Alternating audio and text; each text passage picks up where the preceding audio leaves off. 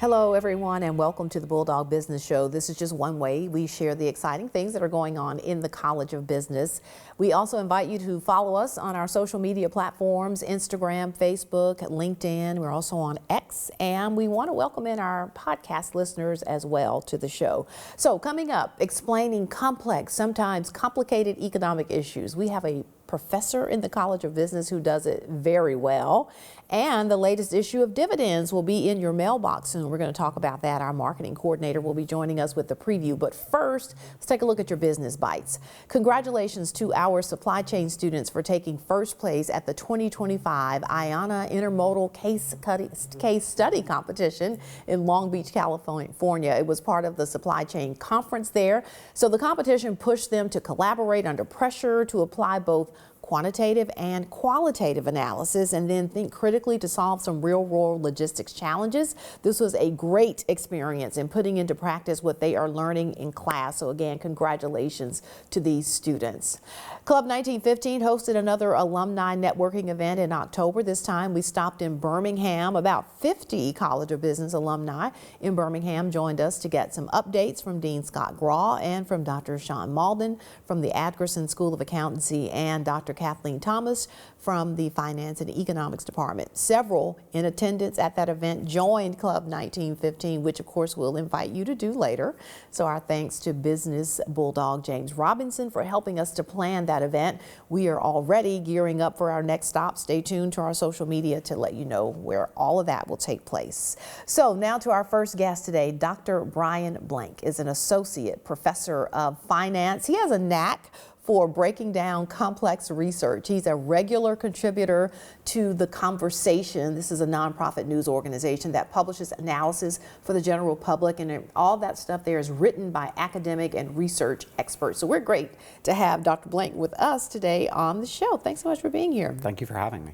So before we get into sort of, your role in helping people to break down these complex issues, talk to us a little bit about your Mississippi State story. How'd you get here?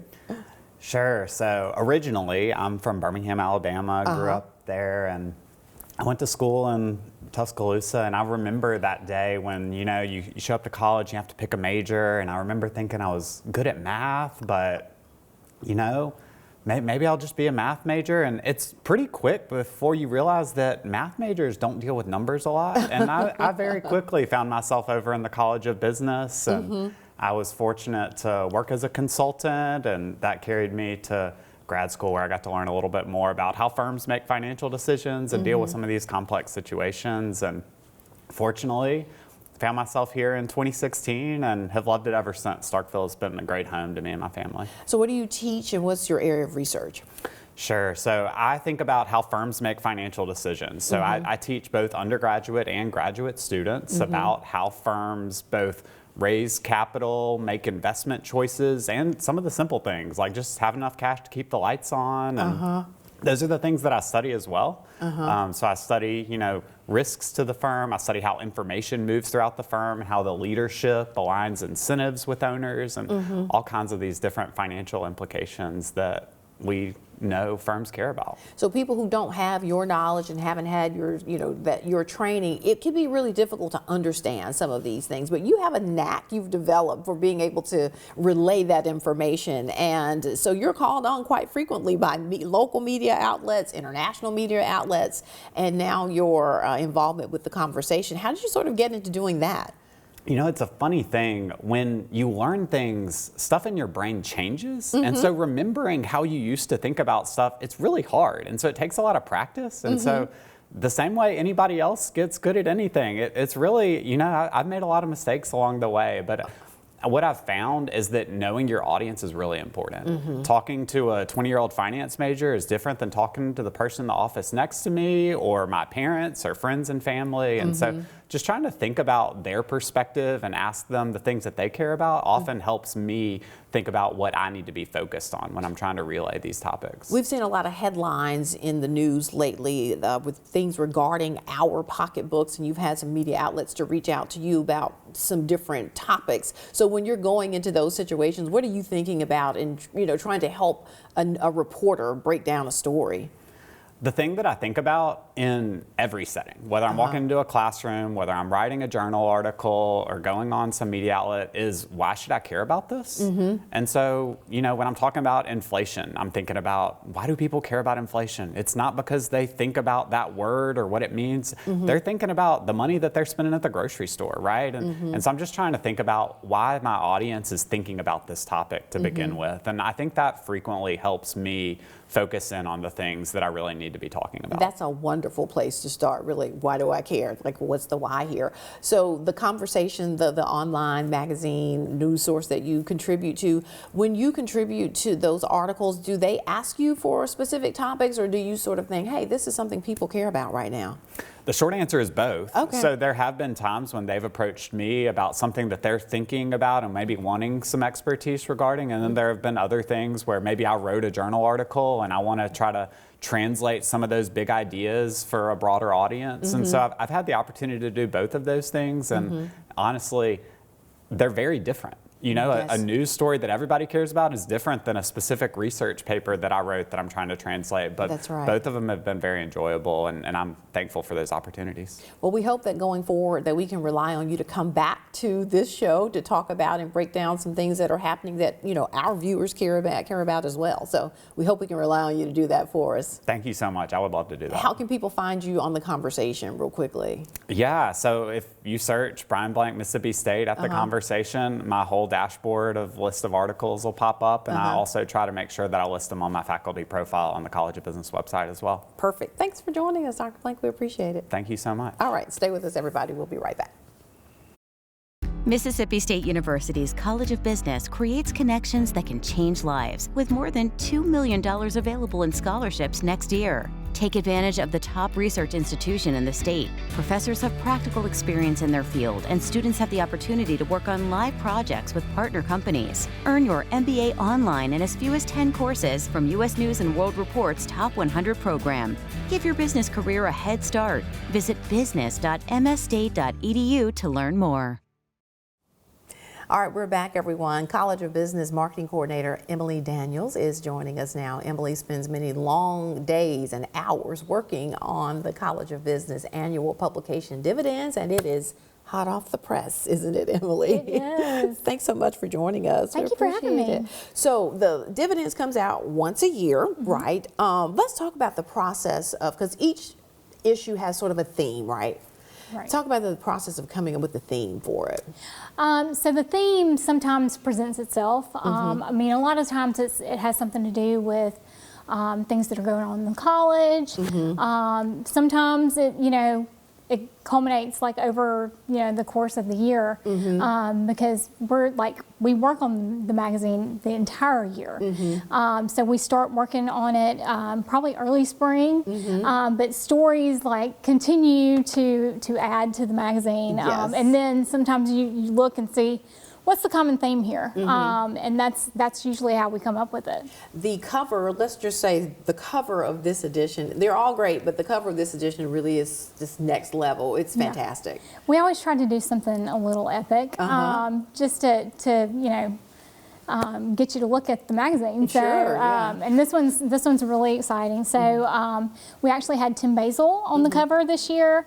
Tim works at our MSU golf course, but he also works with the PGA golf management interns. So he's preparing them for their roles when they graduate. Yes. So, Well, it is a great photo, and it really sort of gets you started to what's going to be in the inside. So a lot of what this magazine does, it highlights, as you've said, things that are going on. We're talking about students, faculty, staff, right? So talk about choosing those stories to tell. Yeah, so we always try to, feature our alumni that you may not know about. But, also faculty and staff. So, I mean, a lot of them are behind the scenes. Right. So we're just trying to showcase them across the board. So this magazine actually, this one, I guess the theme would be like new developments. So really, not just, renovations that we've had in our building, which we've had a ton, that you'll see in the magazine, but also like, new leadership roles and new like team expansions and also like new ways of learning. So we use like experiential learning and live case courses in most of our classes. So we try to showcase that and say, there's different ways of learning, and we're moving forward with that. And one of the things that comes out of that, I think, with that experiential learning and showing what our students are doing are those great student stories as well. Absolutely. So a lot of them, they already have their own business. So we, that's unheard of, you know. So we try to like showcase them and like things that they're doing, and we've got some really great stories out there. So I can't wait for everybody to read it. One thing that people will find also in this issue of the magazine is something you were very involved in is the our students that held their first annual DARE conference last semester. They're going to be featured in the magazine as well. They are. So the DARE conference was a women's conference that, first ever, women's conference that we've had like on campus. Club 1915 and the College of Business sponsored it, but it's our undergraduate women in business program. We had some stellar, exec members that, decided to put this together. They reached out to speakers. We had like a, lunch and learn. It was an all-day event, and I can't say enough good things about them. And they had students that came from other campuses as well. They did. So like the other chapters of UWIB is what it's called. They were able to join us as well. So we're thinking that this one's going to be even bigger. The first one, you never know how it's going to go. But I would say it was a success. It was fantastic. It absolutely was. They did a great job. All right, so the current issue of Dividends has the online version has gone live. Yes, it went live this morning. So you can check that out on issuu.com. That's ISSUU.com. Okay. You can also find it on our College of Business website or our social media. All right, and then the actual hard copy of the magazine, people will start seeing those? We should see those around mid-November. So be checking your mailboxes. We did send it out via email this morning. If you'd like for me to send you a copy, please, reach out to us. We can absolutely send you that. And finally, I'll just ask you, for people, they're flipping through the magazine and they go, oh boy, this is great. I've got a good idea of something I would love to see. Are you open to people reaching out to say, listen, I've got an idea for the magazine, a story? Yeah, like I'm researching for like stories all year. So I would love for somebody to send something to me. They can email me or call.